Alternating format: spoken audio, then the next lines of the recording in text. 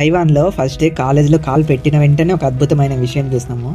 ఇదే last year వచ్చిన earthquake 2024లో కూలిపోయింది మా కాలేజ్లో ఒక బిల్డింగ్. సో ఫస్ట్ డేనే ఈ కూలిపోయిన బిల్డింగ్ చూసేసరికి కొంచెం భయం వేసింది. సో ఇంకా ఇవైతే తైవాన్ డాలర్స్. ఫస్ట్ డేనే ఇంకా ఈ డాలర్స్ పట్టుకొని ఎక్కడికి వెళ్తున్నా అనుకుంటున్నా అంత అమౌంట్. సో ఇంకా ఫస్ట్ డే కదా ఓరియంటేషన్ కండక్ట్ చేస్తున్నారు మా కాలేజ్లో.